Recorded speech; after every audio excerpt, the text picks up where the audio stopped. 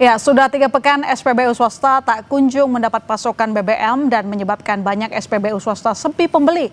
Dan yang terbaru, Menteri SDM Bahlil Lahadalia malah mengusulkan agar SPBU swasta membeli stok BBM murni ke Pertamina. Apa sebenarnya yang terjadi di balik kosongnya stok BBM selama berminggu-minggu? Malam ini kita akan bahas lebih dalam dengan dua narasumber kami, ada Bambang Patijaya, Ketua Komisi 12 DPR RI, fraksi Golkar, dan Tulus Abadi, Ketua Forum Berdaya Indonesia. Selamat malam Pak Bambang. Selamat malam Pak Tulus. Sebelum saya ke Pak Bambang, saya ke Pak Tulus dulu. Pak Tulus, ini selama 2 pekan setidaknya BBM di SPBU swasta kosong. Apakah ada hak-hak konsumen yang dilanggar soal ini? Ada apa Anda lihat? Ya tentu saja. Karena kan di dalam proses transaksi jual beli kan konsumen harusnya mendapatkan satu kenyamanan ya, baik dalam konteks barang ataupun jasa, dan di sini ketika kita mau membeli kemudian tidak ada kan tentu akan merasa dikecewakan dan dirugikan. Tapi memang dalam hal ini konsumen juga mesti punya hak pilih dan juga harus tahu duduk persoalannya. Kenapa kemudian ini mengalami kekosongan ya? Karena kan sebenarnya kalau tadi dikatakan Pak Bahlil, saya kira kalau pemerintah sudah memberikan kuota 110% dan sekarang sudah habis, ya sudah, itu kan risiko korporasi. Artinya kalau korporasi konsisten untuk melayani konsumennya, ya dia harus stok baru dong, agar konsumennya terlayani kembali dan tidak mengecewakan konsumen. Kalau mau nambah stok baru, mereka harus izin dulu dari pemerintah, Pak? Ya, ini kan semua memang harus ada izinnya. Tadi kan gini, kuotanya sudah diatur kan 110%. Nah, sudah habis. Nah, mengapa habis itu juga diusut. Kenapa sudah habis dan mau minta lagi gitu loh. Karena kan semua harus ada kuota, karena 110% ini ketika habis ya harus mencari jalan keluar yang lain. Kalau SPBU swasta memang konsisten ingin melayani konsumennya dengan produk yang dia jual. Nah, ini yang saya kira saya melihat dari sisi korporasi begitu. Nah, kalau kemudian ini kan saya menduga beberapa kali isu ini terus digoreng ya. Dalam waktu dekat mungkin awal tahun lalu. Dan saya melihat ini kayak ada perang dagang. Antara SPBU swasta khususnya ya, yang merasa ingin tadi merebut pasar, ya, merebut pasar karena pasarnya sudah dianggap baik gitu. Nah, kenapa habis? Menurut logika saya dan juga data yang saya peroleh, karena ini kan selama dalam kasus kemarin ada kasus oplosan gitu ya, yang menimpa BBM-nya Pertamina, itu kan kemudian ada migrasi ke SPBU swasta yang cukup signifikan.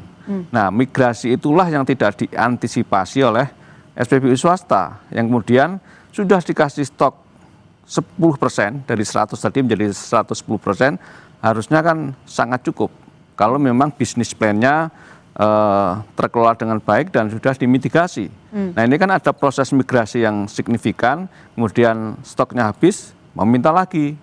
Ya silakan, tapi kalau minta lagi tentu dengan prosedur yang berbeda yang mungkin lebih mahal dibanding prosedur seperti yang ditawarkan biasanya oleh Menteri Bahlil, begitu ya maksud Anda? Ya, saya kira itu ada logikanya ya, karena kan BBM ini kan dikelola dengan dasar hajat hidup orang banyak dan konstitusi gitu. Oke, baik, saya ke Pak Bambang. Pak Bambang, 3 pekan BBM di SPBU swasta itu kosong. Sebenarnya tadi yang disampaikan oleh Pak Tulus juga, kita mau tahu sebenarnya duduk perkara awal kenapa bisa terjadi seperti swasta kayak meleset hitungannya, terus kemudian tampaknya swasta juga tidak mengiyakan tawaran dari pemerintah.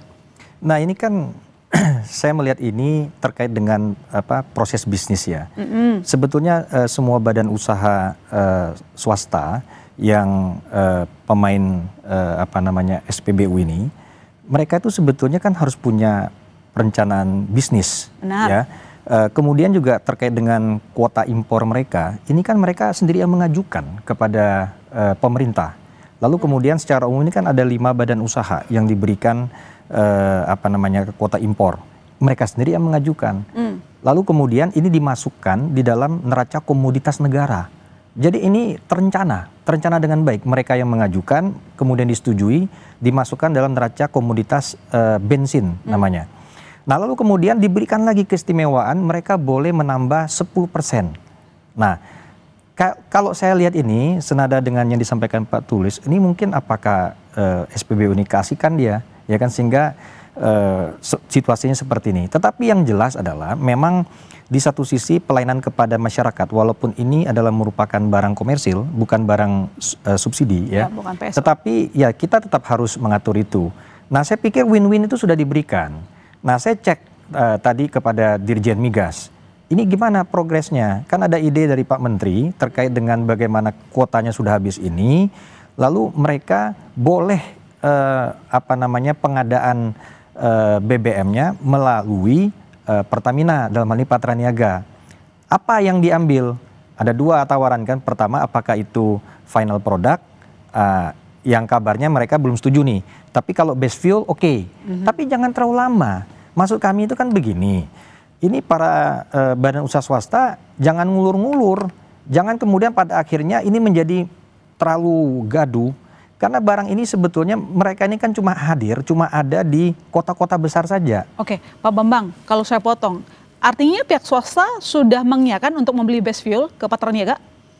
Mereka baru menyatakan ketertarikan, tetapi saya cek lagi, ya, saya cek tadi ke Dirjen Migas dan juga kepada Patra, termasuk kuota untuk kebutuhan pun mereka belum sampaikan.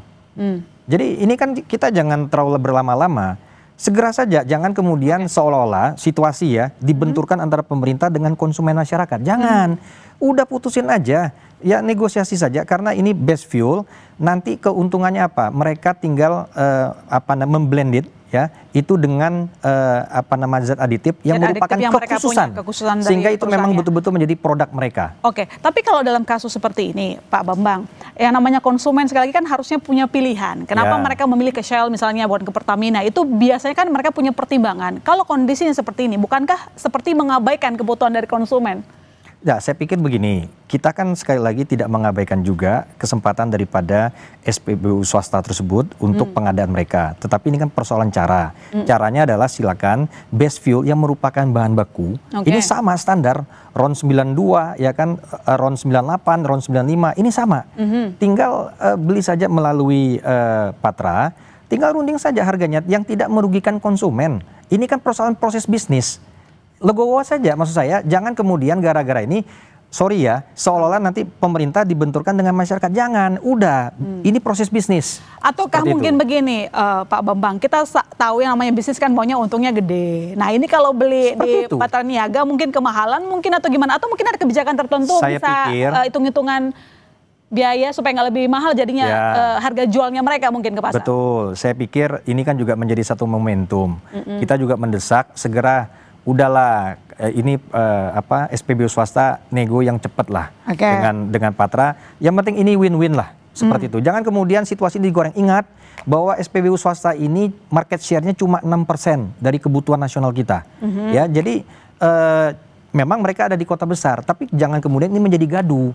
Tapi kita dengan tidak ingin mengabaikan juga apa yang menjadi harapan masyarakat yang memang mungkin misalnya menjadi loyalis merek tertentu misalnya, itu terbuka, kita nggak ada masalah. Cuman jangan juga berlama-lama, runding saja dengan Patra, selesai kok. Jadi kebutuhan mereka terhadap produk mereka tidak terganggu penyediaannya, speknya juga tetap spek mereka. Oke, baik Pak Tulus, kegaduhan berlarut-larut, bagaimana melihat tanggapan dari pemerintah mengatasi masalah ini dan meredam kekhawatiran dari konsumen? Ya, pertama mestinya kan ini aksi korporasi ya, harusnya pihak pengusaha swasta tadi juga memberikan penjelasan yang clear kepada masyarakat terkait dengan duduk persoalan yang terjadi. Ada apa sebenarnya? Baik di bisnis akhirnya maupun dari hulunya. Kenapa kemudian terjadi seperti ini dan solusi yang harus dilakukan seperti apa? Karena kan negara sudah hadir dengan adanya misalnya SPBU Pertamina yang begitu banyak. Kemudian ada SPBU swasta. Silakan semua sudah diberikan satu regulasi yang cukup clear ya. Kan kalau ada klaim bahwa ini monopoli, tidak, karena kan Undang-Undang Migas sudah jelas mengatur adanya privatisasi, adanya SPBU Pertamina, ada SPBU swasta juga berbagai merek, itu kan bukti tidak ada monopoli gitu. Jadi kalaupun monopoli kan monopoli yang sifatnya alamiah, juga itu tidak masalah. Nah, sebenarnya itu yang mesti dijelaskan kepada masyarakat kenapa ini terjadi, dan saya kira juga kalau tadi Pak Bahlil berkali-kali mengatakan ini hajat hidup orang banyak, sebenarnya konteksnya kan itu juga harus dijelaskan, karena kan kebutuhan BBM nasional kita itu jauh lebih tinggi dibanding produksi nasional kita. Ya, lifting minyak kita nggak pernah naik. Lifting minyak kita jauh dari itu kan. Kita hanya 600-an sekian ya Pak. Kemudian kebutuhan kita hampir 1,7 juta barrel. Nah itu kan impor. Nah kalau tidak dikendalikan, tidak ada kuota, itu nanti impornya makin jebol. Devisa kita makin terkuras dan mungkin subsidinya juga makin terkuras sehingga ketika swasta sudah diberikan kuota 100%, bahkan kemudian ada 10% dan semua sudah terbeli, ya sudah. Itu kan dalam konteks untuk negara agar tidak bleeding di dalam impor BBM. Ingat, devisa kita, rupiah kita habis untuk impor BBM yang setiap hari itu hampir 1,6 juta atau bahkan 1,7 juta barrel per hari. Gitu. Baik, terkait dengan solusi pemerintah justru muncul dugaan adanya monopoli pasar. Nanti kita bahas saudara, tetap di Sapa Indonesia Malam. Pak Bambang, solusi yang diberikan pemerintah justru memantik dugaan upaya monopoli pasar. Jawaban Anda? Monopoli pasar oleh siapa? Ya, dari plat merah lah, dari pemerintah. Sebetulnya bagaimana kita bisa mengatakan ini monopoli atau tidak? Barang ini urusan 6% market share dengan 94% market share.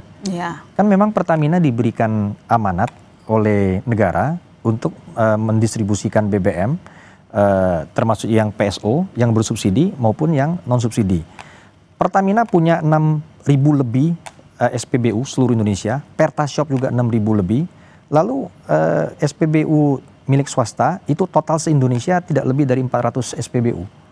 Nah, maksud kami itu begini intinya, silakan ini ya persoalan yang ada di kota ya, ini diselesaikanlah dengan pendekatan B2B. Sebetulnya sudah diberikan solusi bahwa mereka di dalam pengadaan untuk BBM mereka silakan berkolaborasi bahasanya kan dengan Pertamina, dengan Patra. Bahannya beli dari Patra karena kenapa? Mereka punya kuota impor kan sudah habis, sudah ditambah 10% sudah habis. Silakan beli dari Patra, lalu kemudian mereka blending sendiri dengan segala kekhususan yang ada pada zat aditif yang mereka punya, sehingga tetap ciri khasnya tidak berubah, kualitas tidak berubah. Nah sekarang kami dorong lah ya, 2 hal. Pertama, segera duduk satu meja Dirjen Migas dengan SPBU swasta dan Patra Niaga untuk menentukan kuota sampai akhir tahun sebetulnya berapa. Itu satu.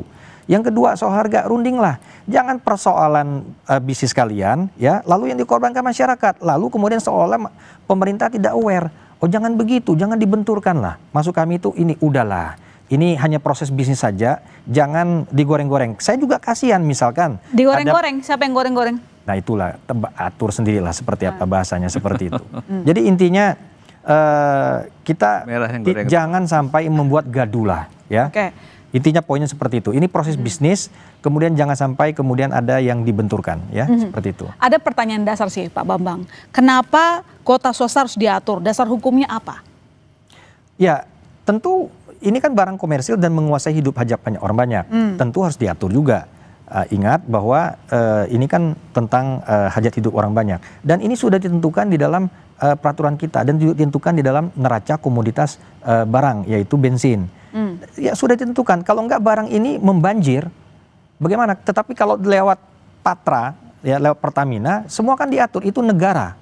Ya karena kan itu menyangkut APBN juga sih, APBN, karena ada tugas PSO kan. Betul. Jadi ini harus diatur, tidak boleh bebas begitu saja. Tetapi tentu kita dengan tidak mengabaikan kesempatan daripada swasta tersebut untuk menikmati untung. Kita tidak membatasi itu, tetapi dengan cara yang memang sudah diatur sesuai dengan regulasi. Pak Tulus, swasta itu dibatasin karena seperti tadi dikatakan bahwa untuk kestabilan diatur bukan dibatasi. Diatur untuk kestabilan energi nasional. Betul. Gitu. Ya sebenarnya kan bukan hanya swasta. Pertamina ataupun kuota BBM untuk nasional kan memang dikendalikan. Ya karena ada kewajiban subsidi dan lain-lain di sana. Ya kan ini tadi saya katakan, impor kita sudah sangat tinggi terhadap BBM. Nah oleh karena itu kan harus ada pengendalian ketat agar tidak semakin tinggi, tapi juga pemerintah harus berupaya menaikkan lifting dan segala macam sehingga ketergantungan impor itu bisa dikurangi. Jadi bukan hanya swasta yang dibatasi ataupun diatur, tapi konsumsi secara nasional pun kan pemerintah memang akan mengendalikan, mengatur ya, baik untuk BBM, untuk gas LPG dan lain sebagainya. Karena ini menyangkut devisa yang sangat besar dan menyangkut kemandirian energi. Kalau ya. kita selalu ribut soal impor yang kurang, jangankan swasta ya Pak, kalau misalnya kita rangkum beberapa kali juga terjadi kesalahan kalkulasi sehingga harus melakukan impor migas lagi, itu bolak-balik sering terjadi. Nah, soal lifting migas tadi, artinya Anda melihat pemerintah ini serius nggak sih meningkatkan lifting migas gitu, supaya mengurangi ketergantungan ke impor? Karena kalau mau dibatasin pun kalau permintaannya naik kan nggak mungkin juga. Sebenarnya lifting itu juga bukan hanya dari impor, tapi juga kemampuan dalam negeri dengan pembangunan kilang-kilang yang ada kan. Nah itu membangun kilang maksud saya. Sekarang sudah selesai atau belum? Ini Komisi 7 Komisi 12 ini ya, bisa mengontrol itu sehingga kilang minyak sebagai infrastruktur bisa kemudian menghasilkan minyak yang kita pakai, tetapi kan tetap itu mentahnya dari luar juga kan, yang juga kita ujung-ujungnya juga masih ada impor. Pak Bambang, lifting migas kita ini tidak pernah menunjukkan yang namanya kepuasan lah untuk kita. Karena kan kebutuhannya kita dengan jumlah yang bisa disediakan itu lebih sedikit begitu. Jadi artinya kapan ini DPR Komisi 12 mungkin lebih menekankan kepada SDM aktif begitu. Biar tidak ketergantungan dengan impor, kita nggak ribut-ribut lagi nih soal hal yang kayak gini. Begini, kabar baiknya adalah di tahun 2025 ini, untuk pertama kali sejak 7-8 tahun ini ya, itu kita punya lifting minyak naik sesuai dengan asumsi makro yang ditetapkan di APBN. Jadi mendapat laporan itu sekarang sudah rata-rata sekitar 608 sampai 609 barel per hari. Asumsi makro APBN itu 605. Ini satu prestasi. Jadi selama ini natural decline ini menjadi hambatan kita. Nah ini di sektor hulu. Nah kita sudah menunjukkan komitmen di dalam bagaimana untuk mengatasi itu. Nah lalu kemudian terkait dengan apa yang kita perbincangkan saat ini kan terkait dengan kebutuhan masyarakat. Nah ini variabelnya banyak lagi nih ya. Jadi yang jelas tentu sekali lagi sampaikan Pak Tulus, saya sangat setuju bahwa negara ini ingin mengatur jangan sampai impor berlebihan jebol ya. Harus diatur lah, jangan sampai terlalu bebas barang ini. Nah intinya itu saja. Jadi dengan upaya-upaya yang dilakukan sekarang ini, saya pikir kita ada harapan dan memang menuju kepada bagaimana perbaikan itu semua. Jadi saya pikir persoalan ini ya itu tentang bagaimana pengaturan saja. Jadi dan terkait ini kan Mbak, sebenarnya kan ya nanti kita tunggu kan Presiden Prabowo berjanji kan selama 5 tahun ke depan, ini sudah tinggal 4 tahun ya. Itu kan ada kemandirian energi dan juga kemandirian pangan. Nah ini dua hal ini kita monitor 4 tahun ke depannya apakah kita bisa mandiri di energi, juga masalah BBM atau juga pangan. Nah ini sangat-sangat mendasar bagi kebutuhan masyarakat dua produk ini. Oke, Pak Bambang, tapi ini singkat saja. Jadi rekomendasi dari DPR ke SDM apa? Karena sebenarnya per 25 Februari kemarin, Kementerian mengatur izin impor BBM sebelumnya berlaku untuk 1 tahun menjadi 6 bulan. Dan tampaknya ini mengganggu korporasi sehingga terjadi kelangkaan ini. Saya pikir enggak, saya cek tadi kepada Patra, pengaturan impor itu seperti ini, bahwa impor itu kuotanya 1 tahun. Tetapi evaluasinya per 3 bulan. Nah kemudian saya pikir tadi saya tanya enggak Pak, tetap masih seperti itu? Tetap, nggak ada perubahan? Evaluasi. Jadi bukan kuotanya tetap seperti itu dan itu dicantumkan dalam neraca komoditas. Nah jadi saya pikir hari ini closing statement ya. Nah, ya. Jadi saya pikir intinya yuk ini para SPBU swasta segera legowo lah, jangan mikir cuan terus nih. Kita terus terang nih, pelayanan kepada masyarakatnya harus diutamakan. Namanya bisnis semuanya untung, Pak. Ya seperti itu kan, tetapi ingat jangan kemudian juga dibenturkan antara pemerintah dengan masyarakat. Selama ini udah baik, ya kan, kuota sudah diberikan, tambah lagi 10%, silakan. Kalau untuk sisa tahun berjalan, itu dibicarakan dengan Patra, kemudian best fuelnya tinggal dirundingkan harganya berapa, lalu mereka blending dan jual kepada masyarakat melalui tenan-tenannya. Seperti itu. Kita berharap? Ya, saya satu poin bahwa kepercayaan masyarakat sebagai konsumen harus dikembalikan baik oleh SPBU swasta ataupun juga SPBU Pertamina. Kan artinya ini juga harus menjadi dua-duanya harus melakukan rebranding. Ya, jangan sampai kepercayaan itu hilang karena kasus-kasus seperti ini baik itu untuk swasta ataupun juga Pertamina. Ya, jangan terulang lagi, itu harapan kita. Masalah ini dapat segera selesai. Terima kasih Pak Bambang, terima kasih Pak Tulus telah bergabung di Sapa Indonesia Malam.